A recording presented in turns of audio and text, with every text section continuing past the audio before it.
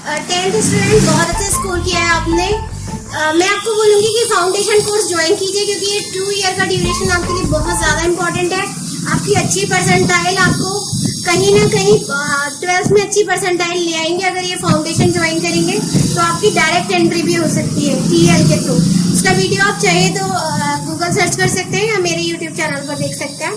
आज सर आपको one liner बताएंगे और टैगलाइन हमारी अभी भी वही है कि बचपन का प्यार अपना भूल नहीं जाना रे, मतलब अपना dream project.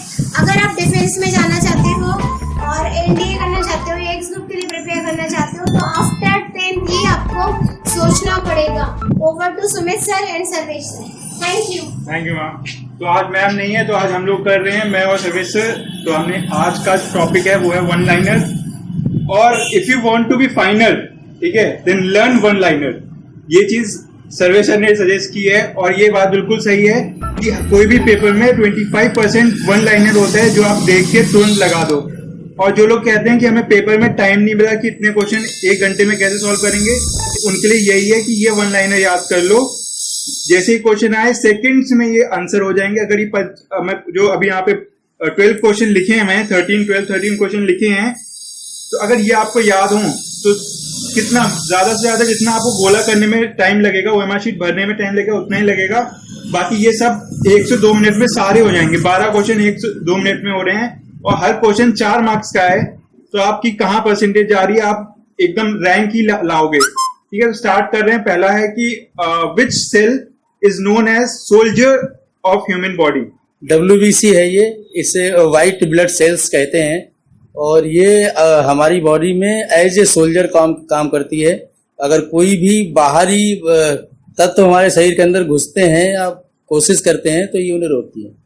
Next is which acid is present in apple and पियर।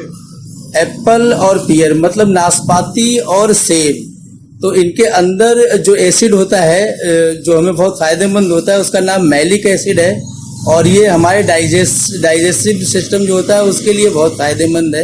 और इसीलिए मोस्टली जो बीमार होता है कोई डॉक्टर लोग उसे एप्पल और पियर के लिए सजेशन देते हैं कि आप ये यूज करो।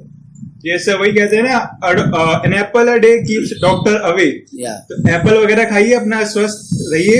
Next is which acid is present in ant sting.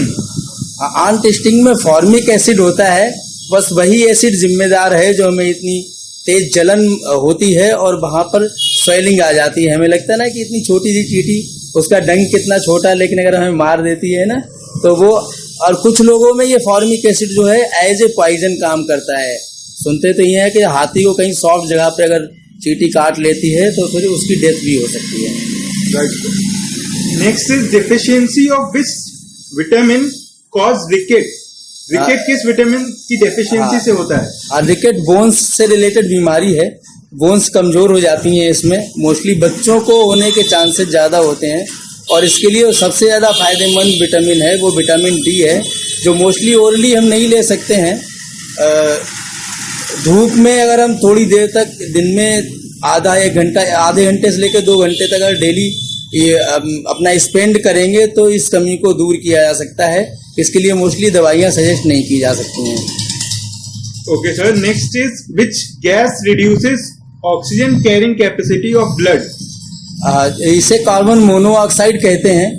तो ये हमारी जो कैपेसिटी होती है ना ब्लड की ऑक्सीजन लेने की, तो उसे रिड्यूस कर देती है। इस वजह से कई सारे लोगों की डेथ हो जाती है। हम जो सुनते हैं कि कार के अंदर था तो पता चला बाद में किसी ने देखा तो उसकी डेथ हो गई थी, या कोई बंद कमरे के अंदर था। तो इसका जो कारण होता है वो कार्बन मोनोऑक्साइड होता है। अगर कहीं जहां हम रह रहे हैं वहां कार्बन मोनोऑक्साइड अचानक से बढ़ जाए तो हमें पता भी नहीं चलेगा, साइलेंट डेथ हो जाती है। इससे हमें पता नहीं चलता है जो हम अपने आप को बचा लें या बाहर निकल जाएं। Next is which scientist discovered penicillin. अच्छा, पेनिसिलिन एक टाइम में बहुत फेमस मेडिसिन थी। लगभग सभी बीमारियों की जादुई दवाई थी। डॉक्टर हर चीज में पेनिसिलिन लगा देते थे, लेकिन अब आजकल ऐसा नहीं है क्योंकि इसके साइड इफेक्ट्स पता चल गए हैं। लेकिन हाँ, कई दशक तक इस दवाई ने मानवता की बहुत सेवा की है।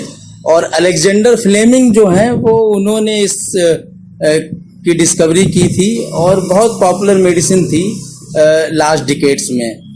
Next is vitamin deficiency causes night blindness. Night blindness किस विटामिन की डिफिशियंसी से होता है? जी सर, हमने देखा होगा कुछ लोगों को दिन में कोई दिक्कत नहीं आती है, उनकी आईसाइट ना बिल्कुल प्रॉपर तरीके से काम करती है, लेकिन जैसे ही तो अंधेरा होना शुरू होता है ना, वैसे ही उन्हें आर्टिफिशियल लाइट में हम कह सकते हैं उन्हें प्रॉपर दिखाई नहीं देता है।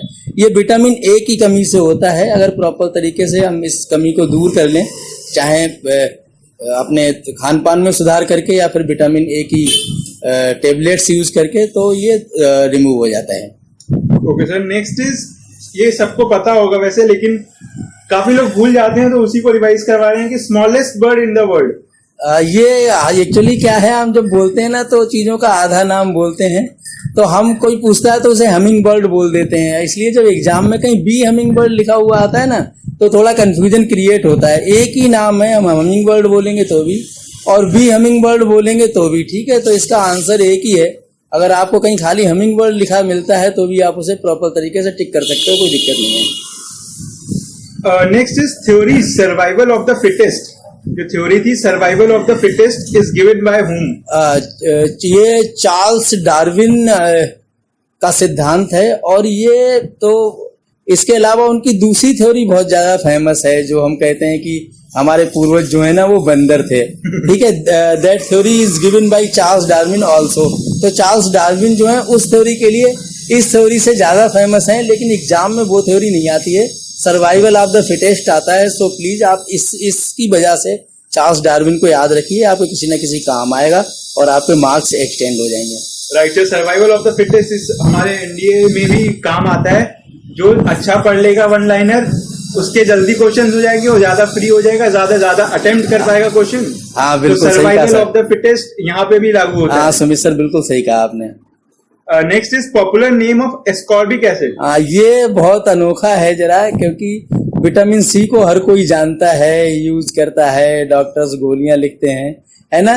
तो इसका जो इससे जो वो ग्रेन्यूल्स बनाए जाते हैं ना, वो इनका एक्चुअल नेम एस्कॉर्बिक एसिड है, जो मोस्टली हम लोग नहीं जानते हैं। इसलिए कोई विटामिन सी का दूसरा नाम पूछता है तो हम मोस्टली बता नहीं पाते हैं। याद रखने की ये एस्कॉर्बिक एसिड है, जिससे विटामिन सी को हम लेते हैं। Next is largest bone of human body. ये मोस्टली पता होता है लोगों को, फीमर है ना, ठीक है। और जो शॉर्टेस्ट बोन होती है वो हमारे कान में होती है। आगे राइट, उसे जो शॉर्टेस्ट बोन होती है उसे वो स्टेप्स होती है जो कान में प्रेजेंट होती है। Next is which is known as suicidal bag of the cell. हाँ, ये suicidal bag of the cell lysosome के लिए कहते हैं, क्योंकि ये सेल की क्वालिटी को खराब करता है। Right sir. Next is which is both an exocrine and endocrine gland. Pancreas है ये, इसमें दोनों होते हैं, एक्सोक्राइन ग्लैंड और एंडोक्राइन ग्लैंड दोनों पेनक्रियाज में होते हैं।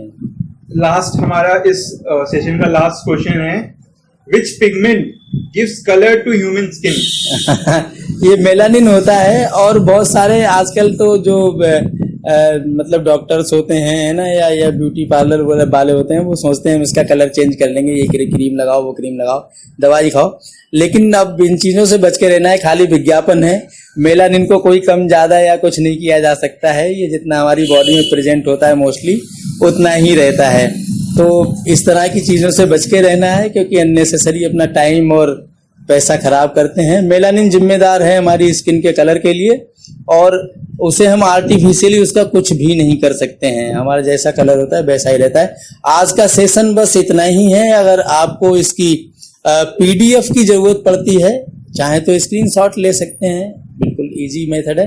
लेकिन तब भी अगर आपको पीडीएफ चाहिए, इसमें इसके अलावा भी थोड़ा कुछ और एड ज्वाइन किया हुआ होगा, तो आप कांटेक्ट कर सकते हैं 7088 और 705555 पे, और मैसेज करेंगे तो ज़्यादा अच्छा रहेगा, क्योंकि मोस्टली फ़ोन पिक करने का टाइम नहीं होता है। तो अगर आपको इसकी पीडीएफ चाहिए, जिसमें इसके अलावा और भी कई पॉइंट्स होंगे, तो उसके लिए आप मैसेज कर सकते हो, इसी वीडियो के नीचे कर सकते हो। अपने दोस्तों को इस वीडियो को शेयर कर सकते हो, सब्सक्राइब का बटन दबा सकते हो, लाइक करके हम लोग को एनकरेज कर सकते हो, क्योंकि एजुकेशन के फील्ड में हम कुछ करके दिखाना चाहते हैं आप लोग के लिए। तो चैनल तो सब्सक्राइब कर लीजिए, क्योंकि आगे ऐसी ही नेसेसरी चीज़ें जो आपके लिए या आपकी पर्सनैलिटी को इम्प्रूव करने के लिए ज़रूरी हैं वो हम लेके आते रहेंगे। और बाकी नेक्स्ट वीडियो में ऐसा ही कुछ शॉर्ट टिप्स देते हैं जो आपको कंपटीशन के लिए तैयार करती हैं। थैंक यू, शुक्रिया, जय हिंद।